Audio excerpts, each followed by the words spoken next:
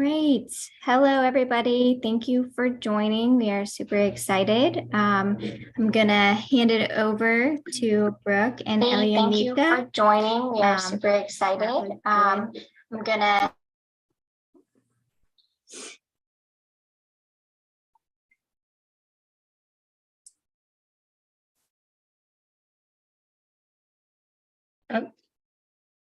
Should we just go ahead and get started?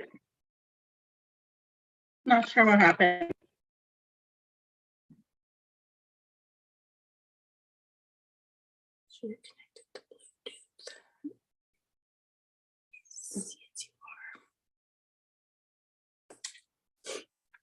Did we get disconnected?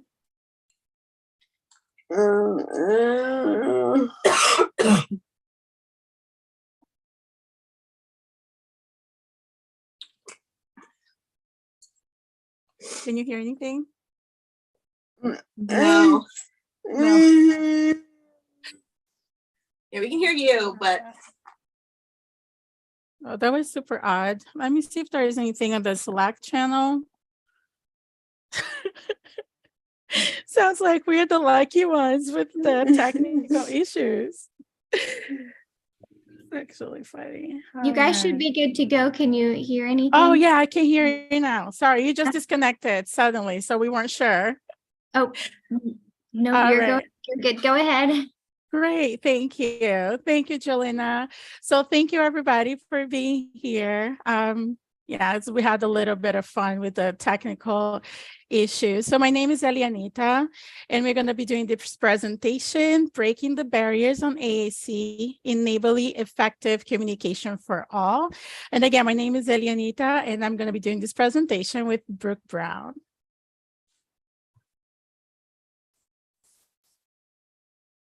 Good afternoon.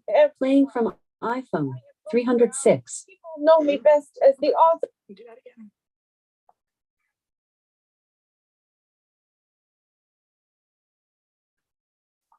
oh, what the heck?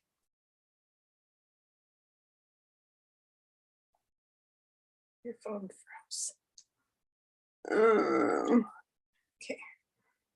Let's try that again. Okay. Yeah, no problem. Good afternoon, everyone. I am Brooke Brown. People know me best as the author of The Little Butterfly Girl, along with being Miss Wheelchair Arizona 2022 and now the Arizona State Coordinator for Miss Wheelchair America. I also run a nonprofit Christian ministry called Brooke's Butterfly Touch, which strives to teach storytelling techniques to inspire hope and healing from hardships. It's an unconventional way to apply my journalism degree from Arizona State University, I know, but I'm grateful for the opportunities that it's given me. I have used various forms of AAC since middle school.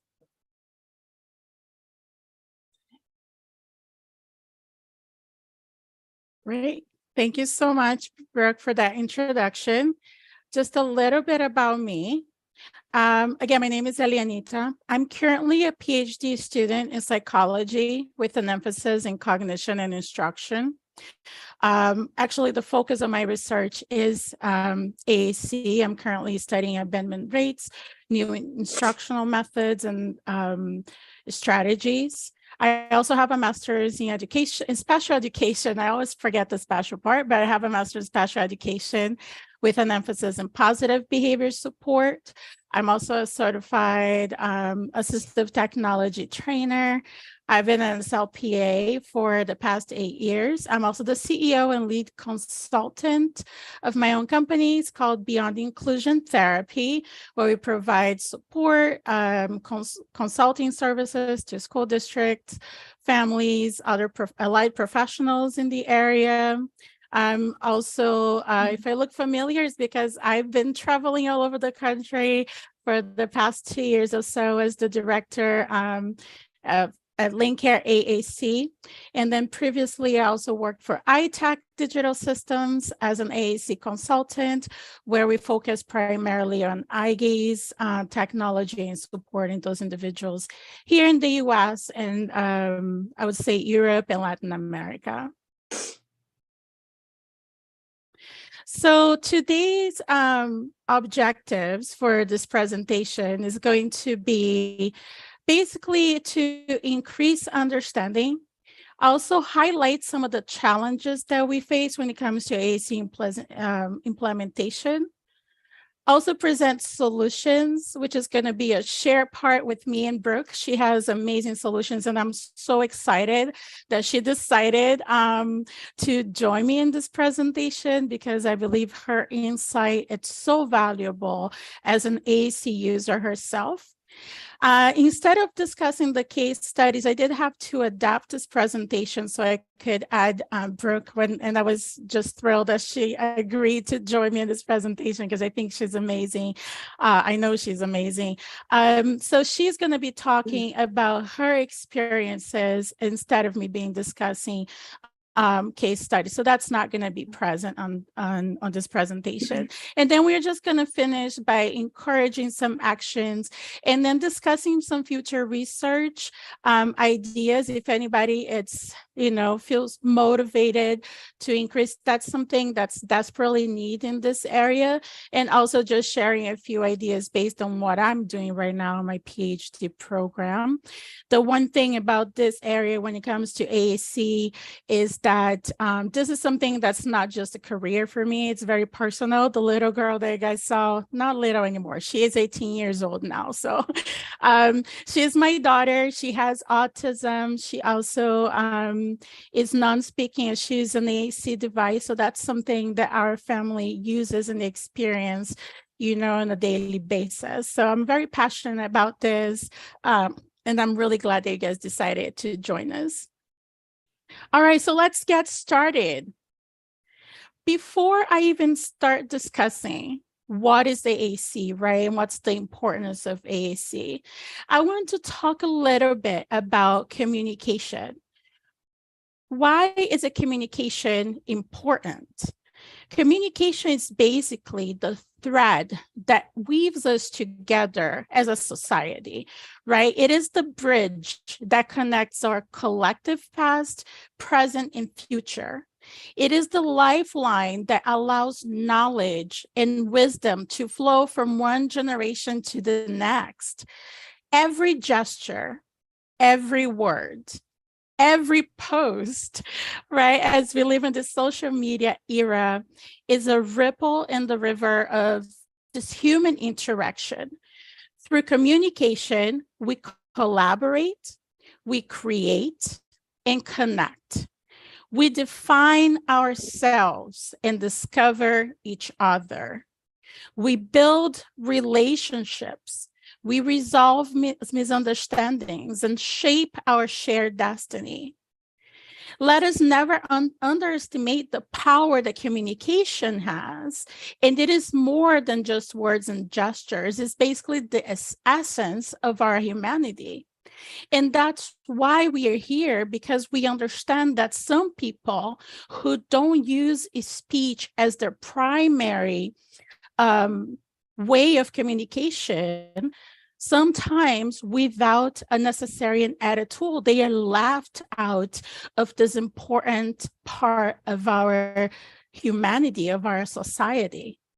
So what is an AAC? Basically, an augmentative and alternative communication is a broad term that encompasses all forms of communication other than natural speech. They are used to express thoughts, needs, wants, and ideas. And the reason why I decided to just offer a description is because a lot of times we have the conflation of the terms AAC with high-tech devices, right? But it's AAC, it doesn't have to be high-tech. It doesn't have to be that tablet. It's basically anything that provides communication. So what are the goals of AAC, right? AAC seeks to remove those barriers. Remember how we talked about the importance of the beauty of communication. And AAC seeks to remove the barriers and promote the active participation and inclusion in various aspects of life by providing accessible communication tools, AAC then empowers individuals to express their opinions, make decisions, and engage in educational, vocational, and social activities on equal basis with others.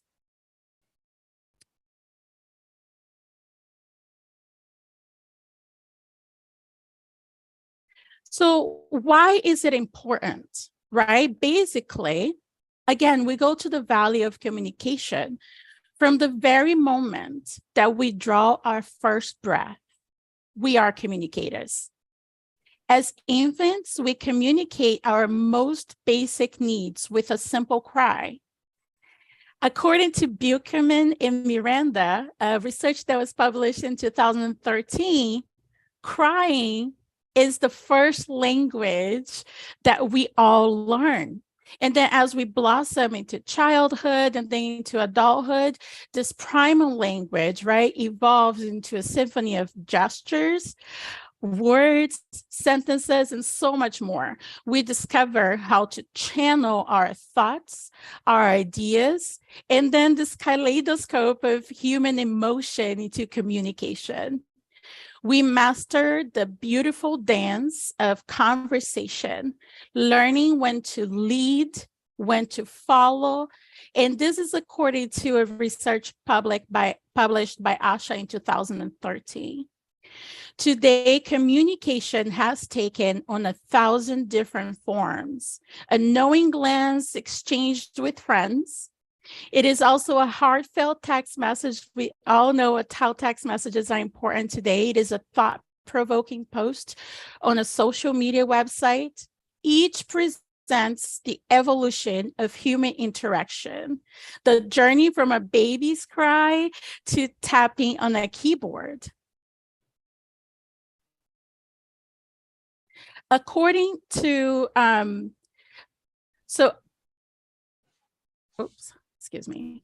So according to the Universal Declaration of Human Rights, it emphasizes the right to freedom of opinion. So again, communication is a human right. They emphasize that importance to have freedom of opinion expressions. By enhancing our knowledge of AAC, we actually uphold the communication rights of individuals who may rely on alternative methods to express themselves.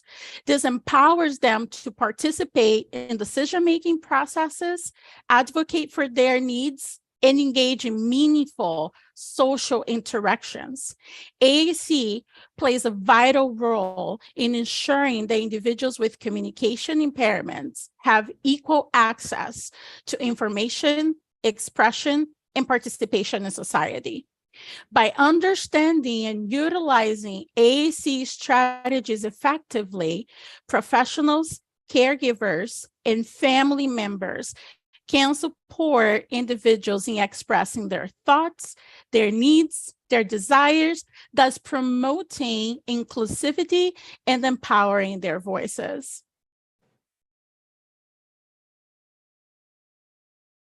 So again, I just wanted to come back to what is the goal of AAC and why AAC is important. It's because the primary goal of alternative and augmentative communication is to enable individuals with complex communication needs to express themselves. By engaging and needs to express themselves by engaging social interactions, fully participate in various aspects of life. AAC serves as a means to enhance communication and compensate for difficulties in speech or language and promote inclusion and independence.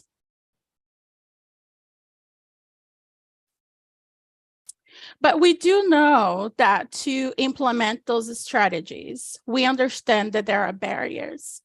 And before we can even break them or address them, we need to understand what those existing barriers actually are. So one of the barriers, the limited training for professionals and families. The absence of AAC training for professionals and families has been cited in the research as one of the key obstacles to using augmentative and alternative communication. Training is a crucial factor in the successful implementation of augmentative and alternative communication systems. It involves educating not only the AAC user, but also their family members, caregivers, educators, therapists, and anyone who frequently interacts with the users. So let's talk about why training is so crucial. Well, many professionals may receive limited training in AAC during their formal education or professional development programs. And that's one of the issues that we see even in professionals like speech pathology. I know that most programs, actually most pathologists I've talked to around the country, they feel that they don't learn and they don't feel confident with implementing AAC until after they get out of school.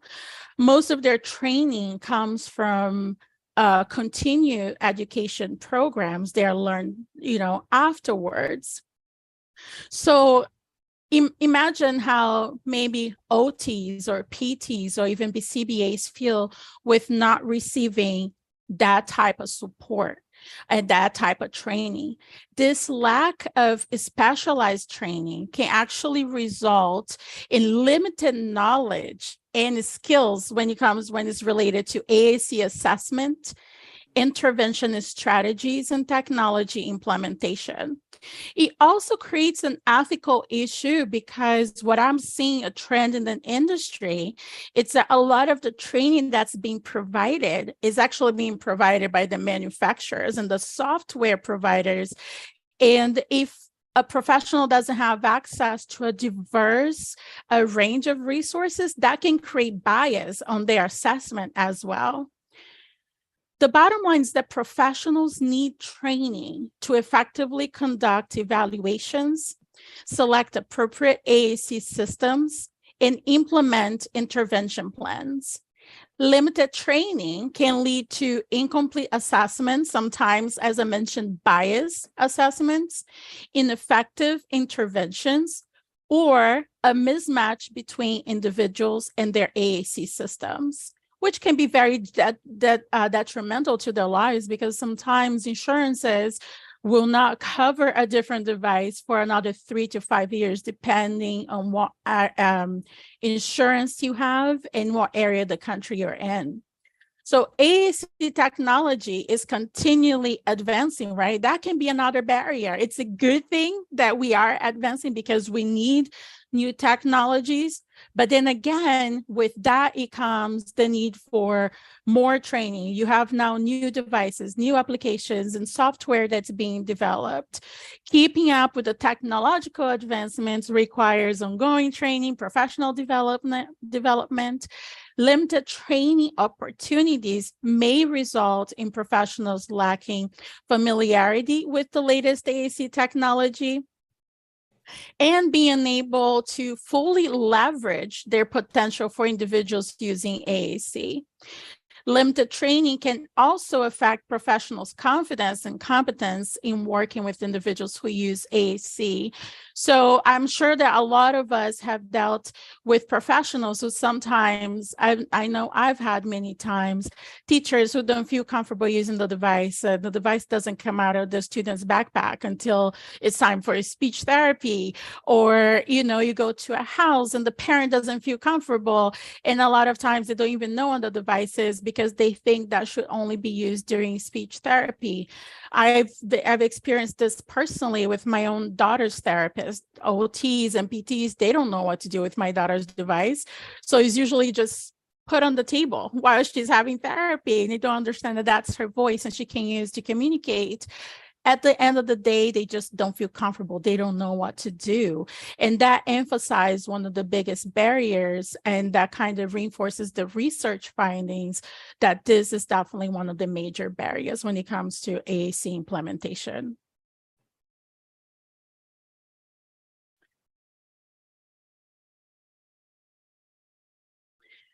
difficulty in selecting. The other barrier is the difficulty in selecting appropriate AAC systems, and also the challenges of providing access to a range of AAC devices and resources. Now, that's something that our industry definitely needs to get much better at it.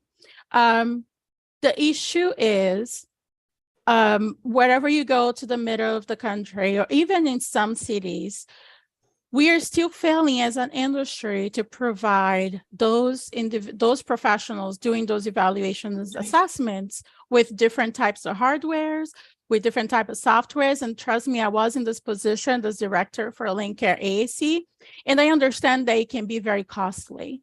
So we need to figure it out how we can mediate this problem.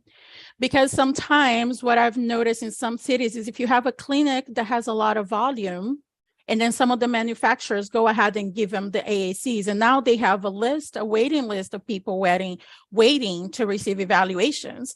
While this speech pathologist here, or this clinic, who doesn't produce a lot of volumes, and what I'm talking about is the referrals, she may not have the resources and the different devices to provide the proper evaluation and assessment to that individual, because you're focusing on those clinics, those locations that are providing the volume. And again, it goes back to the ethical issue that needs to be addressed in our industry as well. So that's another barrier that we need to address as a community. The other one, and this one, actually, most of this presentation, it's supposed to be a bit general, because I feel like each of these slides, I could actually do a presentation about it.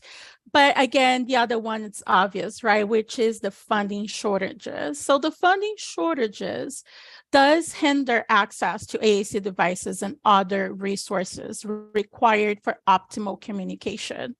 Individuals with complex communication needs may find it challenging to obtain the AAC devices and other resources they require to communicate successfully due to a lack of financing. And we know how that goes, depending on where you are in the country, depending on what insurance you have, that can be very difficult. The other thing too that has to do with funding, and I need to touch, because funding, it's not just about funding the actual device. Now, as we mentioned the importance of training, as we mentioned the importance of training those allied health professionals, they are part of a team, training the family, funding also needs to be available. We know, if you are a professional in this area, that a lot of times we don't get paid for training. A lot of insurance do not cover, but then that implementation cannot be successful without that training, without that funding, and that training is very necessary for successful implementation. The other barrier that we need to talk about is the lack of support. So there is a research by Buchanan and Miranda that was done in 2015, who discovered that a major obstacle to the adoption of AAC was a lack of support from the community, school institutions, lack of financing for AAC implementation, a lack of awareness of the significance of AAC strategies, and a lack of training and resources for professionals, families. And these are just a few examples of lack of resource. So let's just talk a little bit about this, because I've worked in schools and I was part of that problem, okay? So I've worked in a team and we did beautiful work. We did the big boards with the low tech displays and everything else. And it was gorgeous. And our classrooms looked great. Our speech room looked great. But guess what didn't happen? What didn't happen was the rest of the school staff was not being trained. There wasn't anything on the way. There wasn't anything on the playground. I think that's beautiful now, the importance, the awareness that's being created about those communication boards and playgrounds, because that immersion, it's really what helps us, right, to become fluent in a language. I'm from Brazil. Trust me, I got here to this country, I barely spoke English. what helped me to learn English was the immersion. I was listening to English. I was seeing English. I was reading English. People were talking to me in English. And that type of immersion needs to be also granted to those individuals who use AAC device. But then also the training, one thing that really broke my heart a couple of times is you go to the school, right? And then you would train now we train the teacher, we train the aide.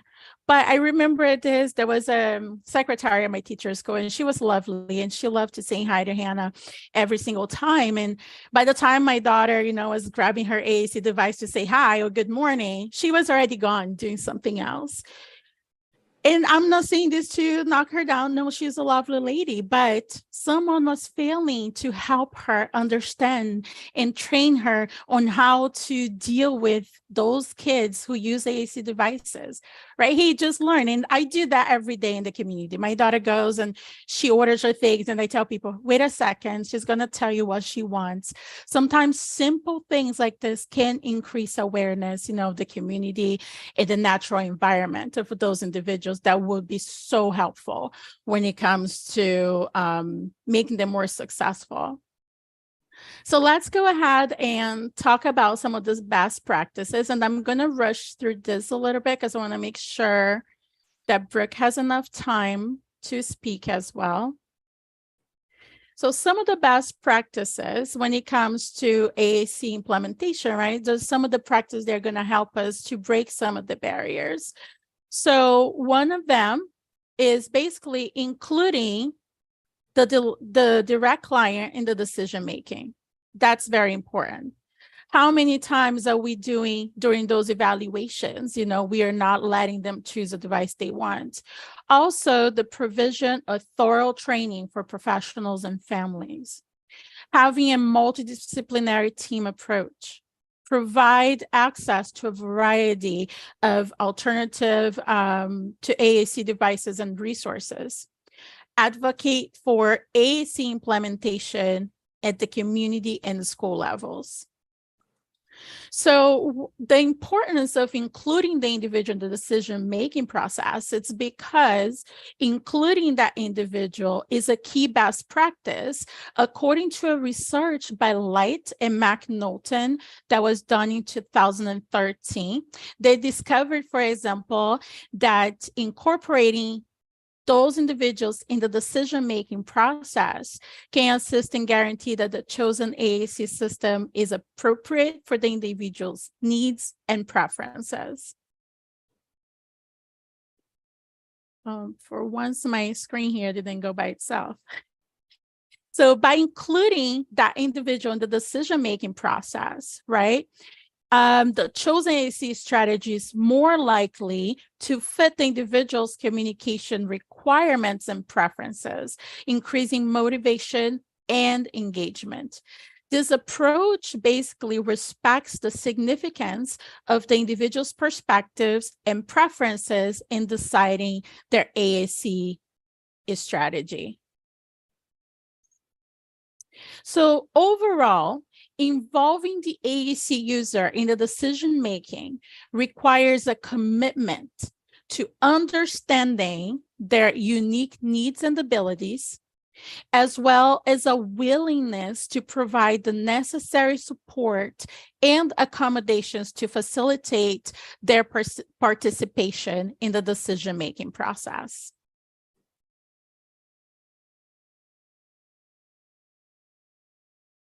So provision, the other best practice would be to provide thorough training when it comes for professionals and families, right? The provision of thorough training is backed by a study that was done again by Light and McNaughton in 2015 that discovered that giving professionals and families thorough training may assist and guarantee that the chosen AAC approach is implemented properly and efficiently.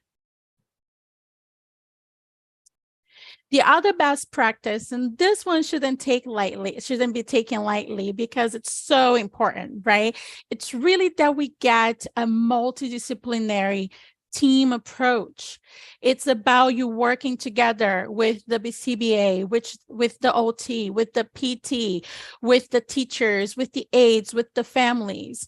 There was a research by Banger et al. At 2016 that discovered, for example, that using a multidisciplinary team approach can assist and guarantee that the individual's communication requirements are handled from many viewpoints.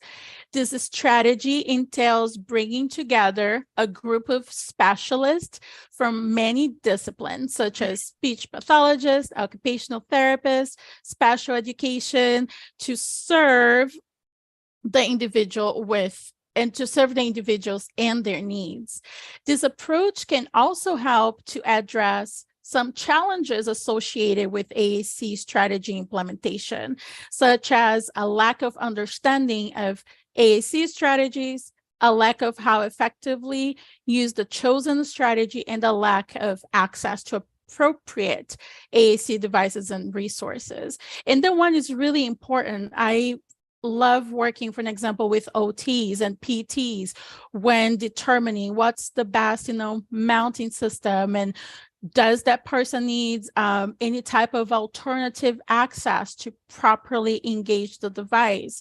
Also recruit that OT, that PT. Hey, maybe we can help him work on hand-eye coordination. We can strengthen, how he's touching the screen. Also work with the BCBA to develop proper behavior strategies while the individual is using the device as well. And the other best practice, it's basically the use of multimodal communication.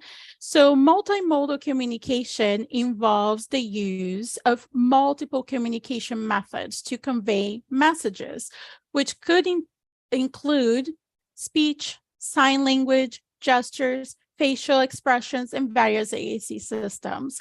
Again, and I showed some of the things there. One of the things that I did while I was a link air, it was that we paired every single high-tech device we used to send the Pixie Pal.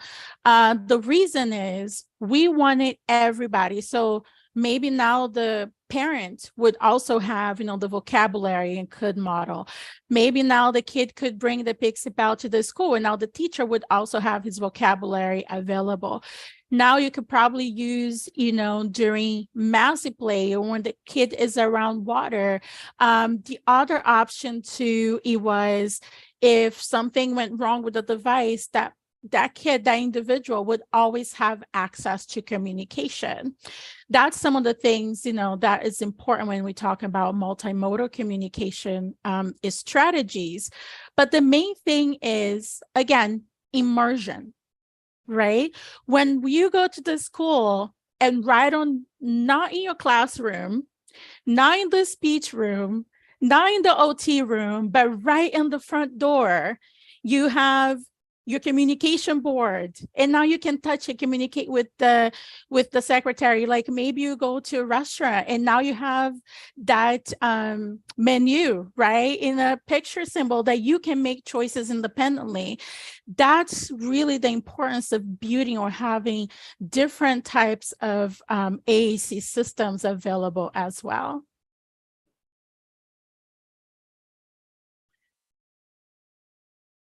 So I studied by light that was done in 2017, observed that people with complex communication needs who had access to a variety of AAC devices and services had increased communication skills and quality of life. According to this study, having access to a variety of AAC devices and services was also associated with more social engagement, higher self-esteem, and lower feelings of frustration and loneliness. Now, this is a really good study because I usually see a lot of SLPs requesting research-based strategies or any type of research that will back their advocacy for implementing communication boards and playgrounds. And this is a really good research to show it to your school administrator, right, or to community leaders, so they can get more motivated and have a research backed, a strategy to actually justify that type of expense. So here are some of the key points when it comes to multimodal communication. It promotes choice and flexibility. It facilitates language development, supports social interaction, builds resilience, and enhances expression. So I'm just going to rush through this one a little bit. I just want to touch on one more best practice so I can pass the baton to Ms. Brooke. Because there is one more thing that I find very important, and that's another best practice. And I think that's going to tie up really well to what Brooke's going to talk about, right?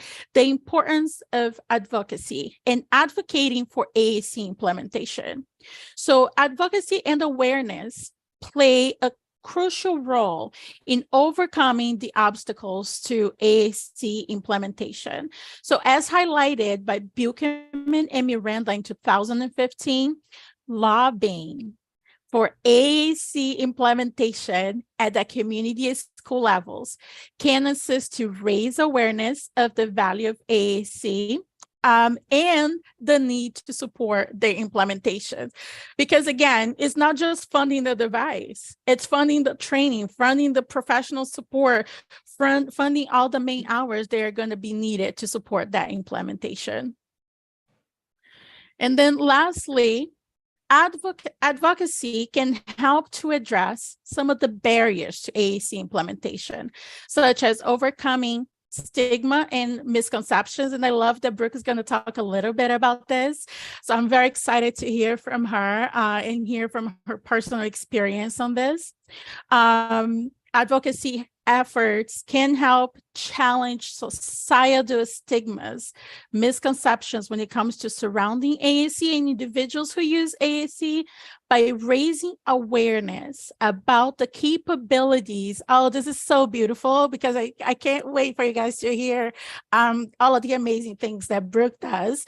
But when you educate people, sorry, they got emotional about this, because when you educate people about the potential, the capabilities of these individuals who use AAC, then, we raise a society that creates more opportunities. We make the world more inclusive to them, right? AAC advocacy can promote understanding, empathy, acceptance within the community. This shifts the narrative from viewing AAC as a limitation to recognizing it as a valuable community tool.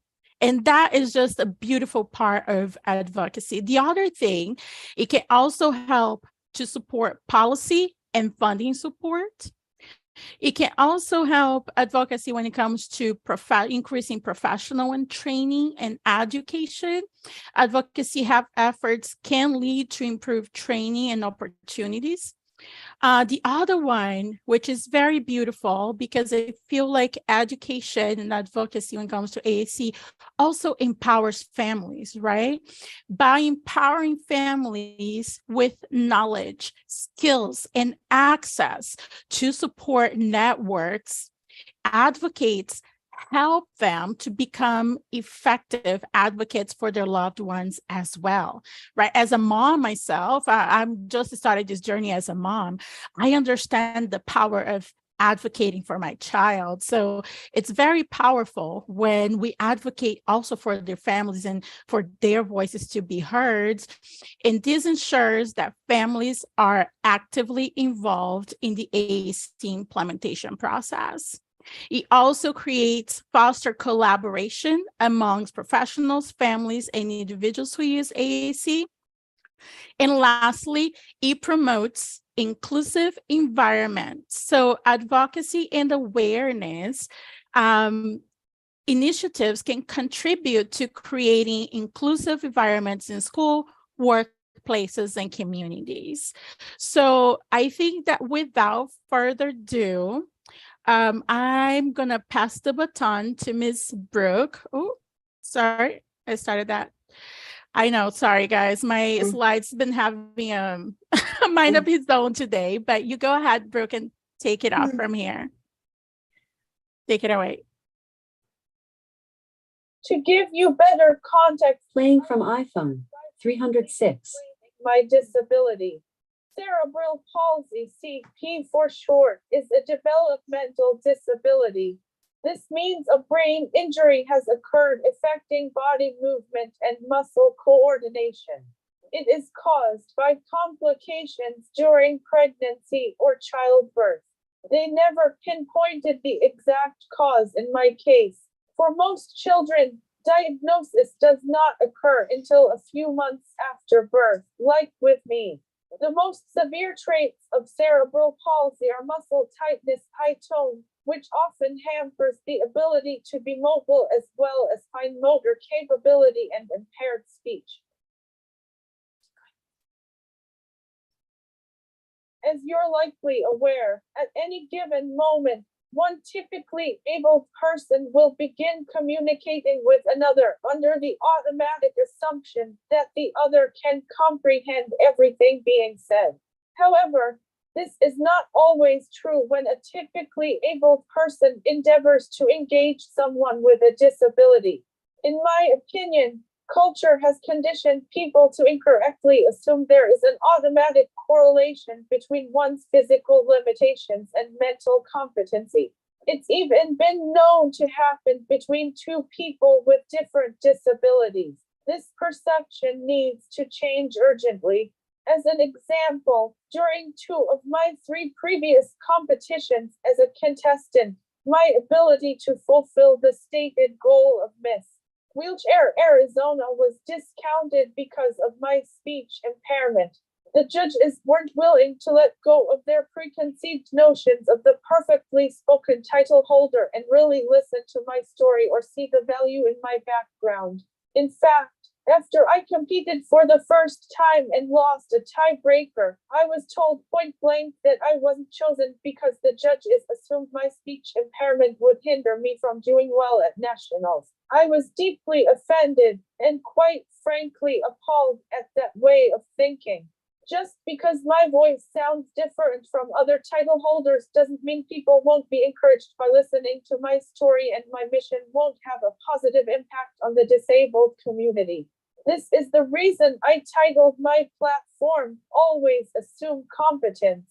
Now, you may be wondering what exactly always assume competence means.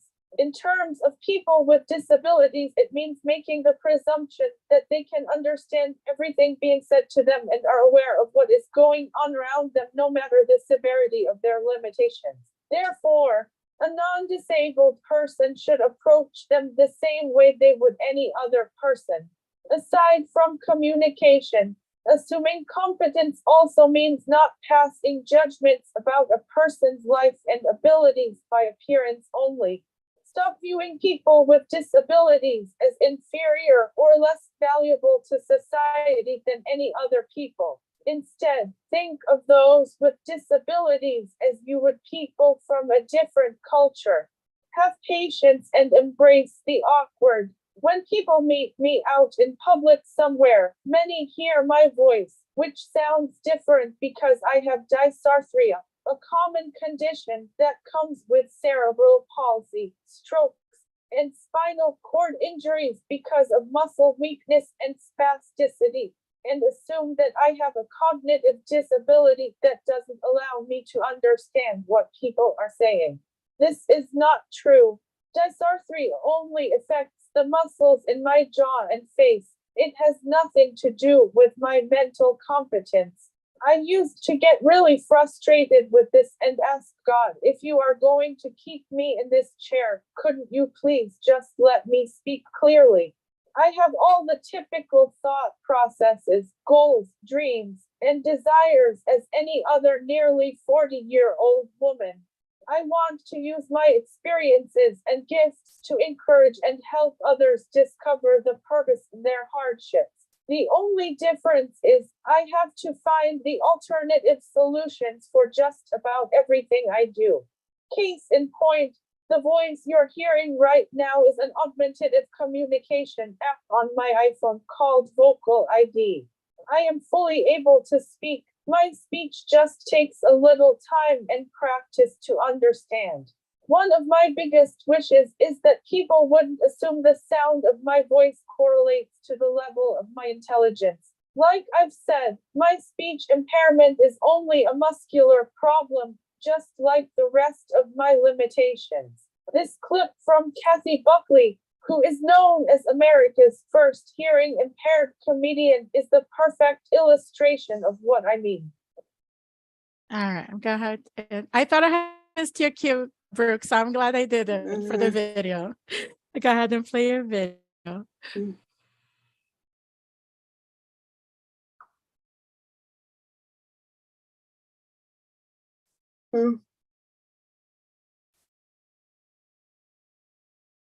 Is it muted? Oh. Sorry, you guys. Let me see. You cannot hear it? Oh, share sound. There you go. Sorry about that. Let's try it again.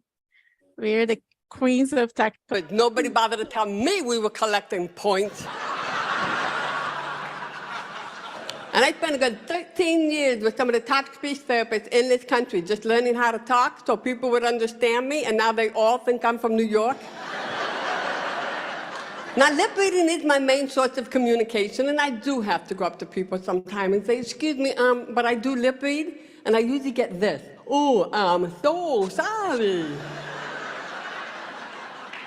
Isn't that true? We all pass judgment. Yes. Well, I passed a judgment on a very lovely lady.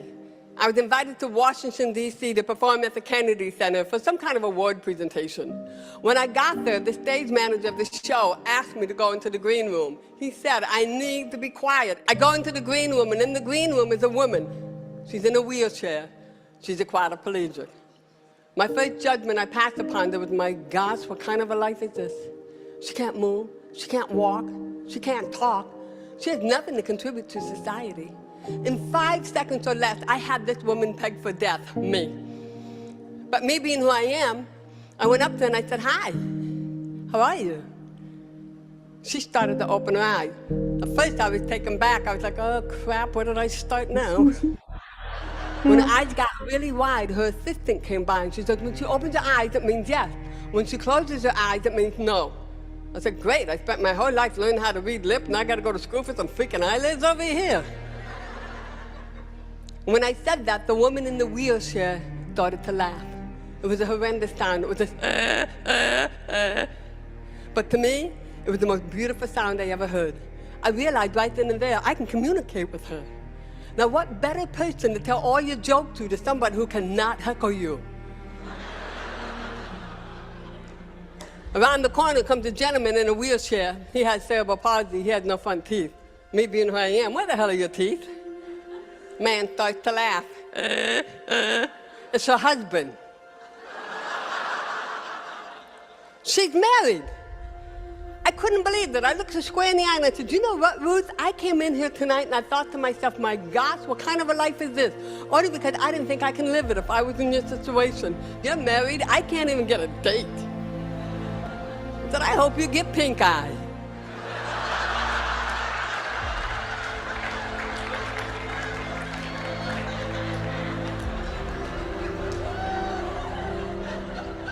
Is that wrong? So Ruth had a dream. Now you wouldn't think somebody like her had a dream. It wasn't pole dancing. That was my dream. With today's technology, she too had the computer. It's called a wood board. They hook it up to the chest. The wire goes to the eyelids. She sees the letters she wants when they blink. She blinks her eyes, it goes into the computer. That night, Ruth received an award. She wrote 2 top-selling books with a blink of an eye.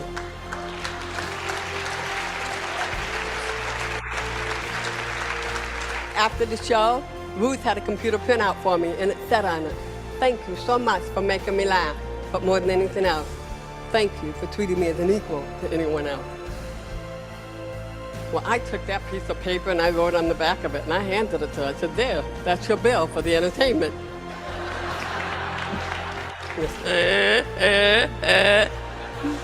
Moral of the story is, please, don't pass judgment upon anyone you would not want passed upon yourself, because believe me when I tell you there's no limits as to what any human being can possibly do with their lives. Thank you. That was great. Along those lines, if you know someone with a certain disability, never assume that their situation is exactly the same as another person with that disability. I have two friends with CP who can both speak clearly and walk effectively, though it takes effort. None of us are ever certain how our muscles will react from day to day, or if we'll have pain and other complications from our spasticity. Yet, we all strive to be productive members of society, using our talents and pursuing our dreams. As my wheeled sister, Christy, who is Miss Wheelchair Texas 2022 puts it, we need to change how we think about and define disability. Let go of the stigma that disability makes people inferior, and instead start to see it as just another part of society. Stop passing judgments on a person's limitations and instead focus on what accommodations are needed to allow them to be fully integrated into the community. When I went to the National Miss Wheelchair America competition this past August, for once, I wasn't the only contestant using a communication device, which was really refreshing. During my past state competitions, I thought it was important to demonstrate all the ways I communicate. So I had my assistant just clarify my speech during the panel interviews and used my app to give my platform speech. However, I feared history would repeat itself if I did that at nationals. So I changed tactics and requested the accommodation of being given the questions ahead of time so I could pre-program my responses into my device and go into both interview sessions independently. It was the right decision because I placed as third runner-up. I finally felt heard and validated. Not that I need human approval, but I felt God used the recognition to redeem the past hurt and shame I endured. And as an illustration of his faithfulness, even though I didn't win the national title of Miss Wheelchair America, he still chose to entrust me with a position of influence as I have been named Arizona State Coordinator for the Miss Wheelchair America organization. Not only do I hope to empower more women with disabilities to use their voices, but I want to see always assume competence become a phrase that is as recognizable as the word accessible. Like I said earlier, every single person is created with their own unique gift to share with the rest of the world. Passing judgments based on appearance denies the other person the opportunity to reveal their gift. So then, you may be wondering how best to start a conversation with a person who has a disability. There's really no secret. Do just what Kathy did with Ruth. Start with a simple, "Hi, how are you?" What if a person with a disability doesn't respond right away? Just wait. They will often indicate how they will answer by either pointing to a phone or their communication device. If not, the person with them will likely explain the situation. Usually when I'm out in public, I will have an assistant with me who will jump in to clarify my speech for anyone who comes up to start a conversation. Occasionally, however, there will be times when I'm by myself in crowded place like in my church service. I know that it's likely that people won't be able to hear me, let alone understand what I'm saying. So I usually listen to their questions, try to give a short verbal response. But when I see the blank stare, I hold up one finger and then open my communication app on my phone so they can see that I'm going to type what I'm trying to say. This is the moment where people really have to embrace the awkward and just wait for me to type. It's the best solution, though. Here are a few other things to remember. If a person with a disability responds in a different form, don't try to emulate them. It's a little condescending. What I mean is, if I have to type what I'm saying on my phone for you, don't pull out your phone and start typing and then show me your screen. I can hear you, and yes, that really has happened a couple of times. If a person with a disability has someone helping to clarify their speech, still direct your questions to them. Don't start asking the assistant questions and referring to them in the third person. Again, I'm right here. I can hear you. It is okay to acknowledge the assistant, but if the main focus is to get information from the person with a disability, direct the conversation towards them. This applies to servers in restaurants, healthcare workers, teachers, store employees, etc. Unlike what you may have been taught in the past, it's okay to ask questions. But please, whatever you do, don't pretend you understand what's being said if you really don't. You can't fake it. We can tell, and it's infuriating. You do more to spare a person's feelings by asking them to repeat something than making them feel dismissed, trust me. It's another moment to embrace the awkward, as Michaela and I have grown very fond of saying. It's also okay to ask if a person with a disability needs help, but never start helping without asking first.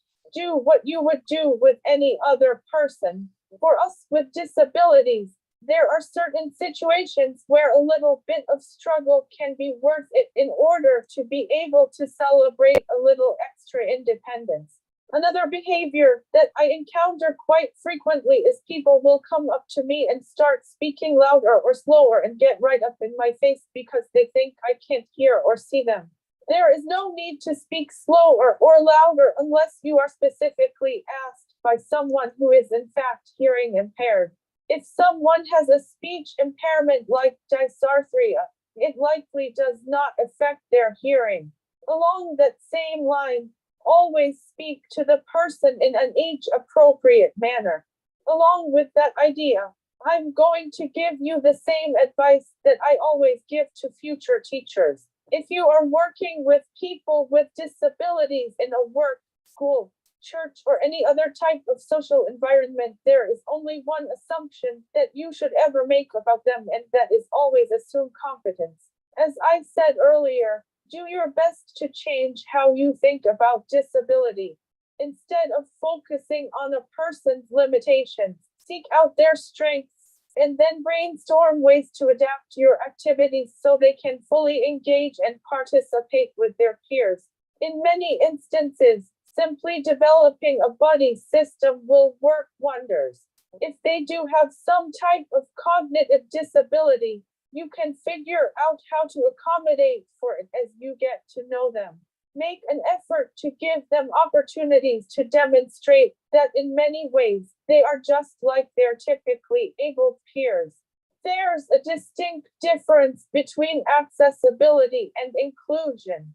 Sure, a person in a wheelchair can get into a building or office, but are they able to sit comfortably in their work area and participate in the day's tasks? Or are they relegated to a back corner doing their assignments on a tray? If you think about it, it's likely that at some point, all of your colleagues will need accommodations for something, even if only temporarily. No matter how severe a person's disability might be, that doesn't mean you can't still have high expectations for them. Do not avoid giving them responsibilities and holding them accountable for their obligations. You never know what they feel called to do.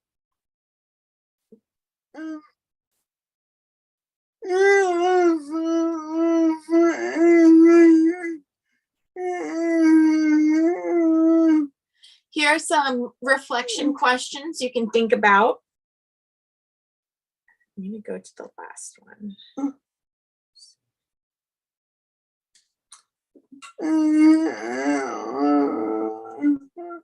No, it wasn't. There's a few more. Okay, last one. Hi, everyone. Just kidding. Is that? Sorry.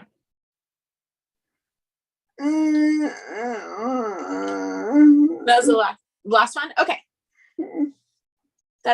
Those are her pre-recorded messages. Okay, perfect. So Brooke was great, and she left some really great reflection questions. And I did read a little bit, and I apologize for having replied to anybody. It's because I was trying to make sure that I didn't miss some of Brooke's cues with the slides. But we can definitely make this available. If you guys just put your email address on the Slack channel, and I can go ahead and share some of those slides. We did run out of time, so we kind of just go to the final considerations. Thank you so much for that, Brooke. That was really amazing and so much food for thought for all of us. So I had left some of the key considerations, but just for the matter of time, I just want to share some of my tips for research. That was some of what I had mentioned in the past, some of what I'm working and really think about what I'm doing even during my dissertation and research program. So what I believe is that future research efforts ought to focus on assessing the effectiveness of diverse training programs. Again, when we come, then that's why we need the funding, right? Because now we are talking about diverse cultural needs, environment needs. So there are a lot of things that need to be taken into consideration when creating new instructional methods. Also, they are designed for both the professionals. Now we're talking about language that deals also with family members, and then also with aligned members who are not part of our team. So that is some of the things that I'm taking consideration now, and I would love partners on doing more research on this. This study should aim to understand the proficiency levels of these groups in utilizing AAC strategies. This exploration should involve the design, execution, and evaluation of specialized training methods and modules. And they should cater specifically to the unique communication needs of individuals and their families, emphasizing high quality instruction methods. Also identifying some of those changes, some of the challenges in implementing AAC is equally crucial, right? We need to understand why the abandonment rates are so high. Once identified, appropriate solutions, including improved training, instructional programs, need to be developed to overcome these obstacles. Lastly, the potential role of technology should not be overlooked in the solutions. As you can see, Brooke is amazing, brilliant, but then again, she cannot sometimes say what she wants in real time because it takes prep and time, and we need to seriously start addressing what some of those technological challenges are. They cannot be overlooked. So for instance, maybe talk about AI and how it can impact the future direction of AAC, maybe even exploring more wearable and mobile devices. So again, thank you so much for joining us. Thank you, Brooke, for the amazing, for sharing so much with us. It's really powerful because the power of communication, it's immense, and everyone deserves access to this fundamental human right. So the amazing Brooke Brown is making her contact information available. One thing that she was too modest to share is that she's actually the keynote speaker this year at ASTEP, and she's always open, to speak and share her experience and increase awareness with others. So please don't hesitate to contact her. this is her email address. She also has a website. She does way more than I do, but here, like a few of the many ways you can contact her. And the other way, this is also my contact information. The reason why I did not make, I know I saw a lot of people asking this, the reason why I didn't make the slides available yet, it's because I had to adapt my presentation after Brooke agreed to join me in this adventure here. And I wanted to be fair with my references. So I did not have enough time to adjust that. Once I actually adjust the references, I will definitely go ahead and make that available to, I think I told to Jolena. Yes, for the source of the self-advocacy, actually that was a research, I have to double check, is that is actually, that reference was in my original presentation, and I removed that slide for whatever reason, but I re-added the research and that source once I correct all my references on this presentation.